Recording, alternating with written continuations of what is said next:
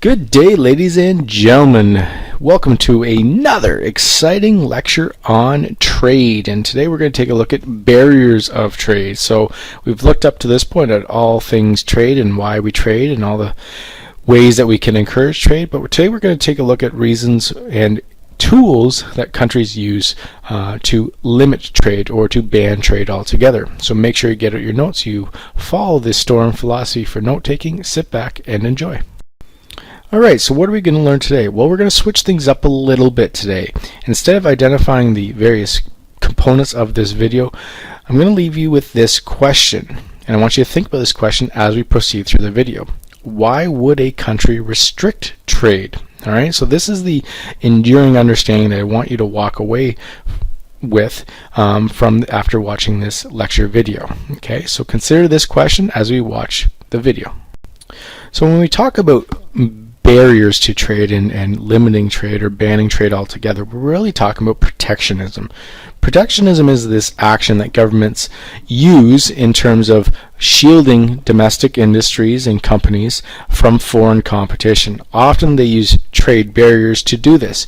We always hear protectionism peek its head when we're in the middle of a recession. We see governments really look to implement protectionist measures to protect foreign industries from coming into their country and protect the domestic industries because, again, everyone's out of a job. No one wants to lose further jobs, so you protect those domestic industries, those national interests. So countries can implement a number of different trade barriers. Again, all these really refer to the idea that countries are trying to limit imports, trying to improve the state of their domestic companies, trying to make it more fair, in their mind more fair, improve their profit margins of their domestic companies, and in some ways ensuring that the government themselves are earning more money in some ways. So they can implement tariffs, trade quotas, trade embargo, trade sanctions, foreign investment restrictions, standards, or subsidies. So the first one is tariffs. Now tariffs are probably the most common of the trade barriers around the world.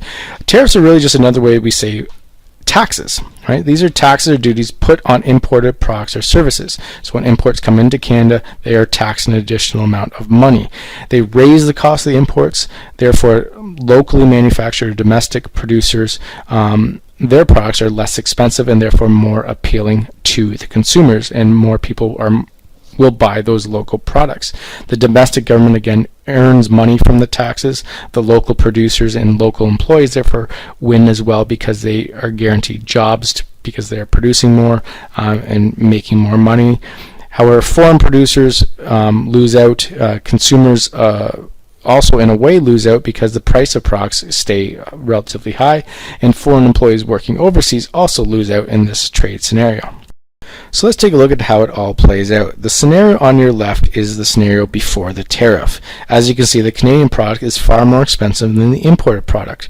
That has to do with the fact that the Canadian product, in terms of labor, is more expensive. Shipping may be less, but the labor is more expensive, whereas the import, again, if it's manufactured, let's say in China, India, where labor is very cheap, that imported product is far cheaper in terms of labor. Shipping costs are higher, but the labor is so much lower that it makes sense. Now, if the Canadian government doesn't want that scenario, they will implement a tariff, and all of a sudden we see this new scenario play out, where the tariff of 50% gets placed on the cost of the import. So that 50% is the cost of the raw materials and labor. That's typically what happens with tariffs. It's taxed on the raw materials and labor to make it more expensive and makes it a more level playing field between Canadian producers and imports.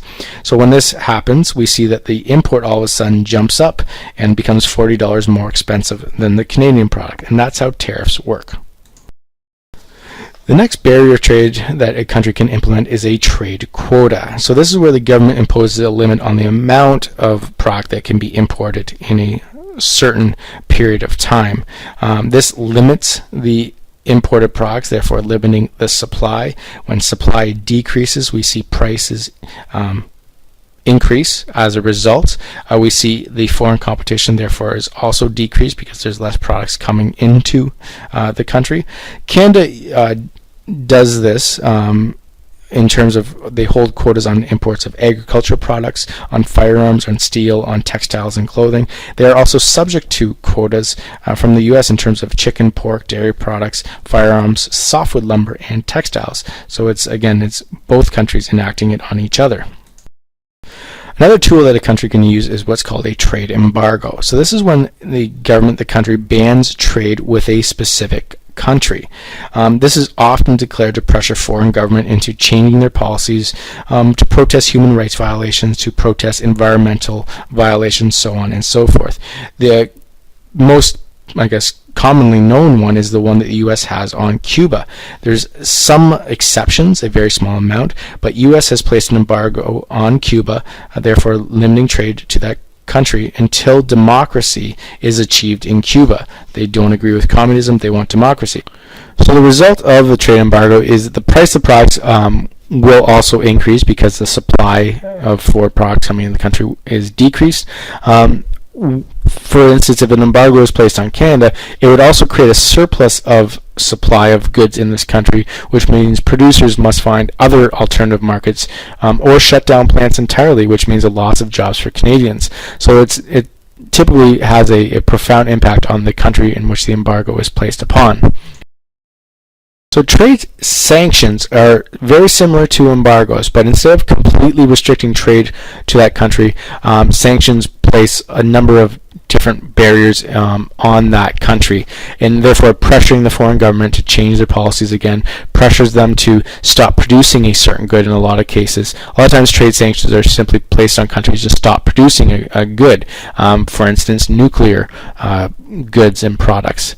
We see that today with the constant fear of nuclear arms, sanctions placed by countries around the world onto various countries such as Iran and North Korea even, because they don't want those goods to be produced. Therefore, again, it's decreasing foreign competitors and decreasing the supply of foreign products. So the next one is foreign investment restrictions. There's many laws in Canada to influence foreign investment. The Canadian law with the greatest impact is the Investment Canada Act, and again, that purpose is to ensure that all foreign investments are reviewed to determine how they will benefit Canada. So these laws are put in place to limit foreign business investment into the country. Governments will do this because they don't want foreign ownership over certain industries or certain businesses, and therefore protecting those foreign takeovers. In a lot of cases, these protect nationally sensitive industries: airlines, banking, rail, post office services, so on and so forth. That's why the government in a lot of cases nationalize those businesses, own them, so they can prevent that foreign takeover. All foreign investment from non-WTO countries over 5 million are also automatically reviewed to determine how they will benefit Canada. And there's other laws in place again in Canada: Bank Act, Transportation Act, Broadcasting Act, Telecommunication Act. Again, those all illustrate the fact that all these acts try to protect those nationally sensitive industries. The Transport Act is one of the greatest ones that does this. It limits foreign ownership of a Canadian airline to 25%, therefore making sure that we always will have a national airline. So the next one is standards. We often don't think of this as a trade barrier, but in essence it is. This happens when there's criteria placed on products so that it ensures that those products perform in a certain way. If you think of our outlets, our wall outlets for electricity and plugging products into the wall outlets, we have standards for those outlets. You can only use a certain type of plug. If you go to Europe, for instance, you have to use a different kind of plug. That standard makes it difficult for foreign producers to export their products to markets like that, because they have to change their product and maybe they can't. So that kind of prevents imports from flowing into your country. It can be created in many different areas, not just electricity. Voltage, again, is that major one, but we see that with fuel efficiency in cars. In California, for instance, the fuel efficiency is far higher than it is here, and therefore producers of manufacturers of cars in Canada would have to meet those standards, and maybe they can't, and therefore they can't export to California, and therefore California itself has a barrier of trade in place. Health and safety are often the other ones, really trying to protect Canadian citizens from using harmful products. The International Organization for Standardization, the ISO, helps to reduce these barriers, trying to make it so that standards are the same around the world.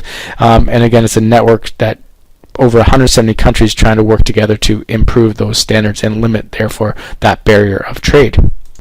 So the last trade barrier is subsidies. So this is an assistance paid to businesses or an economic sector. So the government pays this sector, the industry, money, therefore propping up that industry. It's made by the government to prevent the decline of the industry. It ensures products remain manufactured, produced in Canada. Encourages the industry to hire more labor, for example, if they give a wage subsidies. And therefore it can be a form of trade barrier because it's making domestic goods and services artificially competitive, propping up that industry to compete on a global scale.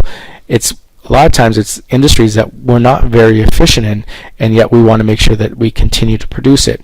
In a lot of cases, it's because we want to continue to produce agricultural products, and we don't want to rely on imports of agricultural products. We have to produce our own food to a certain extent. Well, that brings us to the end of our lecture. And again, go back to the original question. Why would a country restrict trade? I think now you understand there's various tools in place that countries can use to restrict trade, but there's reasons why they use those. And some reasons make sense. Some may not, but some do. And therefore there is plenty of options out there for countries to restrict trade. So make sure you have your notes together, you've summarized, you've added your own discussion question, and that's it. That's all. It's everything. We'll see you tomorrow.